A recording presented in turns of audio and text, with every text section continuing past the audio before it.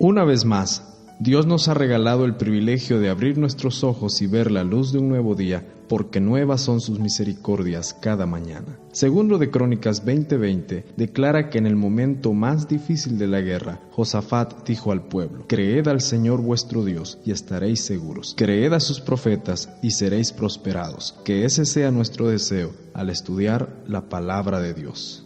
El comentario de este día 10 de marzo de 2018 está basado en Marcos capítulo 16. El capítulo 16 del Evangelio según San Marcos es el último de este libro y la mayoría de los comentaristas lo dividen en dos partes principales, que son la primera del versículo 1 al 8 y la segunda del versículo 9 al 20. Esto se debe especialmente a que la última parte no se encuentra en muchos de los manuscritos más antiguos. Se cree que, al notar la manera abrupta en que Marcos corta su evangelio en el versículo 8, un copista posterior escribió lo que él consideró sería la conclusión natural de la narración. Es así como tenemos en ambas partes del capítulo 16 algunas expresiones que llaman nuestra atención y sobre las cuales haremos algunas consideraciones y aplicaciones prácticas para nuestra vida espiritual y de comunión con Cristo el Señor.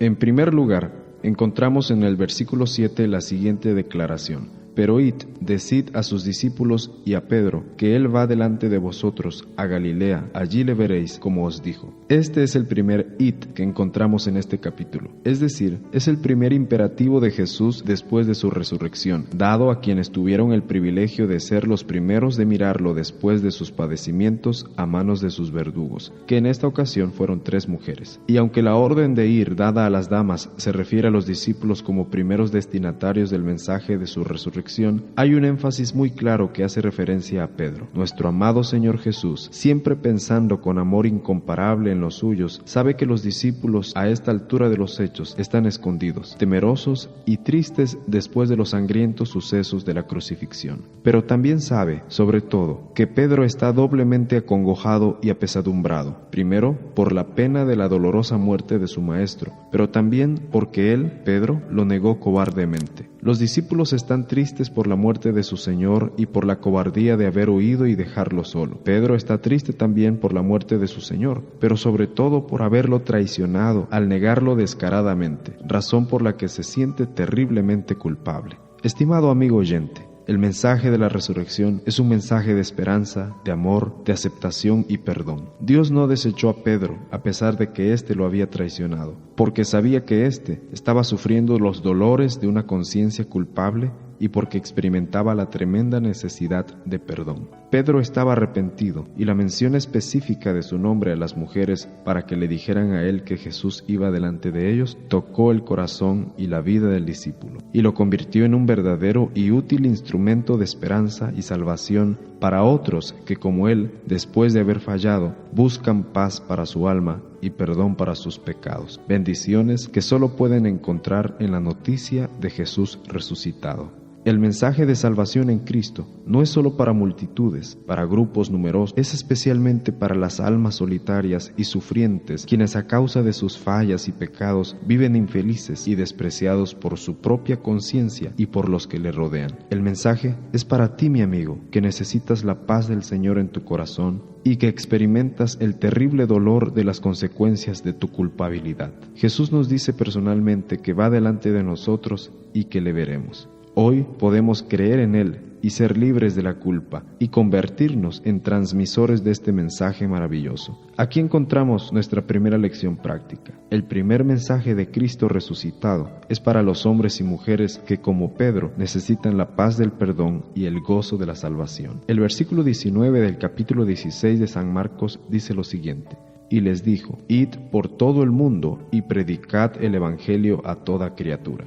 Aquí encontramos el segundo id, es decir, el segundo imperativo de Jesús después de su resurrección: id por todo el mundo. Ya en el capítulo 28 del Evangelio según San Mateo, se estudió lo relacionado a la comisión evangélica, a la misión de la iglesia. Después de dar la orden de ir a una persona, es decir, a Pedro, el Señor nos dice que debemos ir a todo el mundo y predicar el evangelio a toda criatura.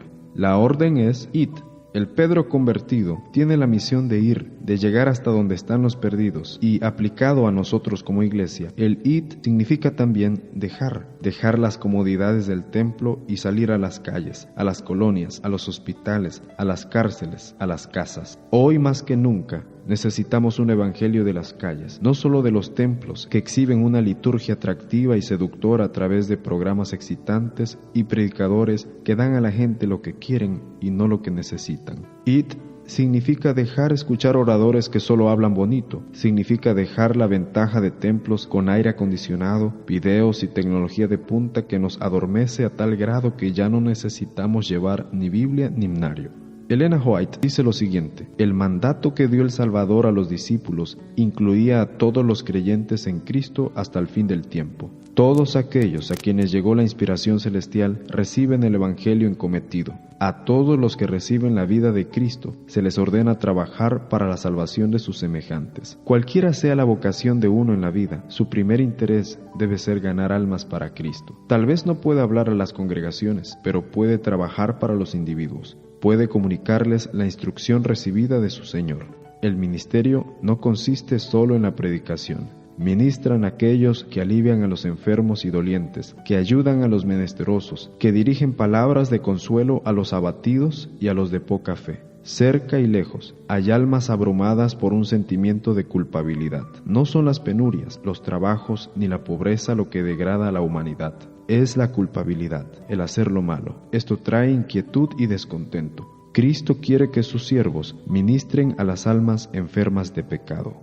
Aquí encontramos nuestra segunda aplicación práctica. Dios no solo desea la predicación desde el púlpito, sino especialmente desde la altura espiritual de una vida consagrada a Cristo y a las necesidades del prójimo enfermo de pecado. Para concluir, recordemos las dos lecciones prácticas mencionadas en este comentario. Número 1. El primer mensaje de Cristo resucitado es para los hombres y mujeres que, como Pedro, necesitan la paz del perdón y el gozo de la salvación. Número 2. Dios no solo desea la predicación desde el púlpito, sino especialmente desde la altura espiritual de una vida consagrada a Cristo y a las necesidades del prójimo enfermo del pecado. Que el Señor te bendiga. Agradecemos al pastor Enrique Pérez Díaz por compartir esta reflexión. Este programa Señor Transfórmame es cortesía del Sistema Educativo Adventista Plantel 5 de Mayo en la ciudad de Tuxtla Gutiérrez, Chiapas. Queremos invitarles a compartir con otros esta bendición.